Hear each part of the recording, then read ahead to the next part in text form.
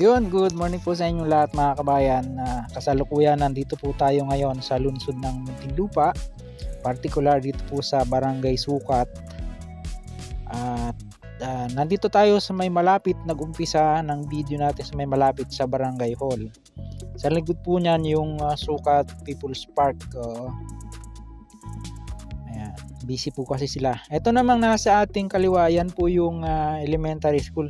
Nakakamangha dahil ilang palapag na yan. Dati ano lang po yan, yung sa baba lang yung mga building ng eskwelahan na yan. Ngayon napakalaki na po pala ng improvement dito mga kabayan.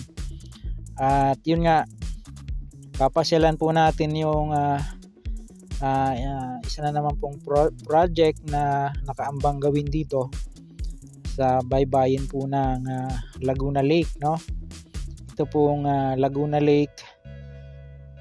Lakeshore Road Network Project na mag-uumpisa nga yan dyan sa may Bikutan at matatapos po dyan sa Calamba. Yan. Ito po yung ating mapa na chinek. Nag-umpisa po yan dyan sa may tapat ng yung pinakita ko po sa inyo kanina na Barangay Hall. At magpapaalam po sana tayo doon, kaya lang busy sila, may parang mayroong event Kaya dito po tayo papasok sa may Petron. Ayan. Originally, yan po pala ay, yun nga, nabanggit ko sa inyo kanina, kaya po pala ganyan, tambak siya. So, ang mangyayari ay magmula po sa Bikutan hanggang sa Tunasan, hindi ako nagkakamali, ay magiging viaduct po siya, no? Para hindi maapektuhan yung daloy ng tubig. Dahil kung magiging tambak po siya, masasaraduhan yung shoreline, no? At maapektuhan nga naman yung mga hanap buhay ng mga residente na ang ikinabubuhay ay dyan sa lawa ng Laguna. And ito na po yung Petron. Papasok tayo dito sa bandang kanan. Dati po kasi wala yan nung dito kami nakatira, way back 1997 hanggang 2002, bago po kami nalipat ng Laguna, no? Ito, ginawa pala nila itong parking area ng mga biyaheng Bagong Bayan sa Sukat. Kung di ako nagkakamali, ito pong part na ito purok sa isna.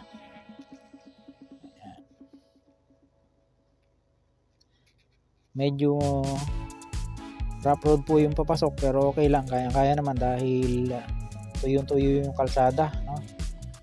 Ayan. Originally, yan po yung inumpisa ng project dati, no? Kaya siguro napahinto dahil mayroon nga pong revision na nangyari na inapruba naman po ng ating mahal na Pangulo. Siya pala ang chairman ng NEDA noon nga pong July 15, yung kanilang 19th meeting, no? Ayan. Ang bahagi pong ito ay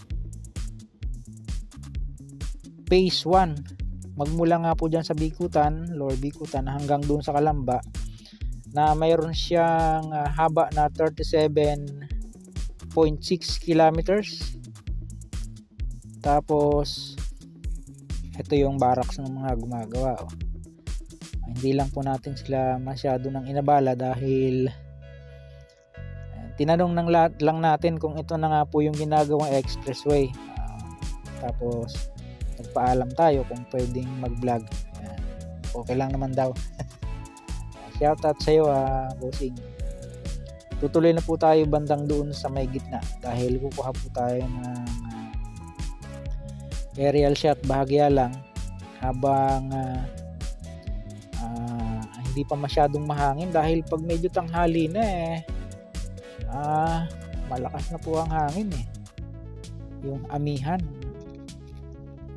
Ito na nga po yung originally ay Laguna Lakeshore Expressway Dike na ngayon magiging Laguna Lakeshore Road Network Project na po siya. Mayroon siyang pinakang sidewalk sa ayan, mga tambak na bato, no? Tapos may nabasa po tayo na may request yung mga residente rito na magkaroon ng basin. Kaya parang mayroon diyang fish pan, makita nyo sa unahan ng konti, no? Yan.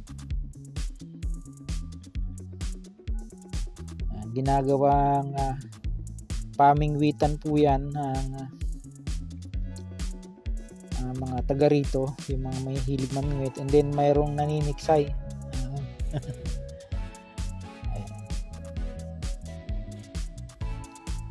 Ganda ng panahon, medyo mainit talaga. Ayun pong nakikita nyo na yon, yun po yung may nakaparada pang sasakyan dito eh. Shout out sa'yo, bossing.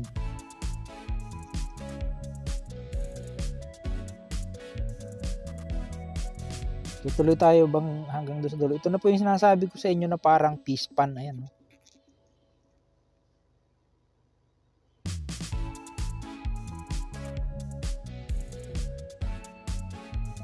Ayan, yung si kuya na namimingwit.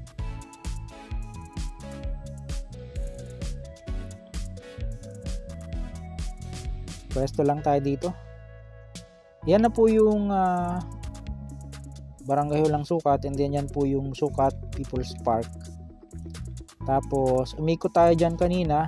Ayan, papunta doon sa may Petron, saka doon tayo pumasok. Ang tabi po para sa ating aerial view, mga kabayan. Ayun, nakakuha na po tayo ng bahagyang aerial shot. Dahil yan po yung tinuturo ko na yan, papunta na po yan ng bandang Putatan, at ito naman po yung bandang papunta ng Bikutan. Yan po yung mapa niya, oh. Yung phase 1 ay yung kulay violet, and then yung kulay dilaw, yan po yung phase 2 na ayon po sa ating nabasa, under feasibility studies pa po yan. From Kalambaan naman po yan hanggang all the way hanggang doon sa may bahagi na ng Rizal, no? Medyo may kinalikalikot lang po tayo dyan na yung ating mga nabasa. Ayan, yan na po yung ating aerial shot, mga kabayan.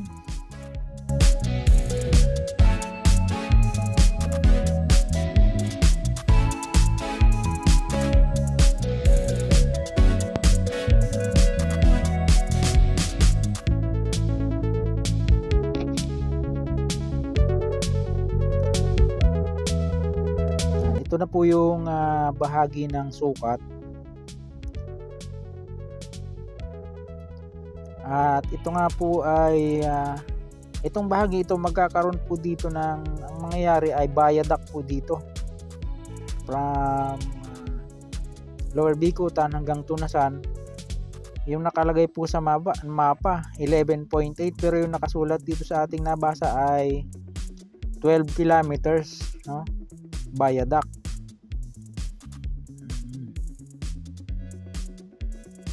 Elevated siya, ibig sabihin, mga kabayan, parang tulay, no? May mga poste, lalagyan dyan ng poste sa gitna. At yun po ang ating aabangan sa mga darating ng panahon.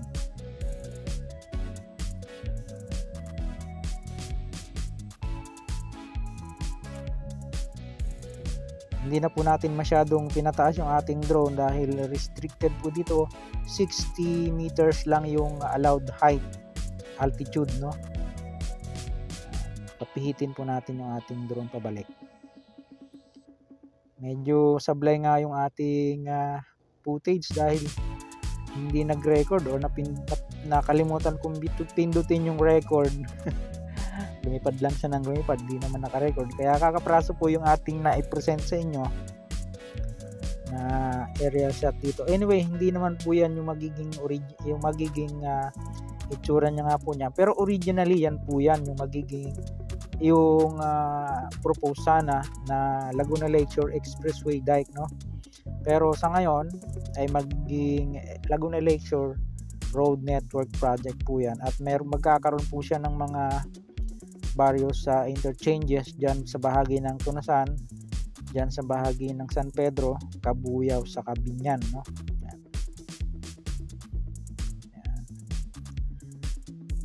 Yan, medyo tanghali na. Tayo ay nagmamadali ng lumuwas ng Manila, ng Makati particular, dahil pipick up pa tayo kay bossing, no? Kaya pabalik na po tayo mga kabayan. Yan po yung initial na update muna natin dito sa aabangan po nating proyekto na ito. Samantala, sa mga ngayon lang po na pagawi sa ating pong munting channel, sana po huwag niyong kalimutan pakipindot po ang like and subscribe. Then din po ang notification bell para lagi po kayong updated anytime na mag-upload po ng video. Ito pong muli si Kabayang Alex, lagi nagpapaalala. Mag-ingat po tayo, lagi tayong manalangin. Magpasalamat sa Diyos. See you po on my next vlog, God willing. Hasta la, bye bye.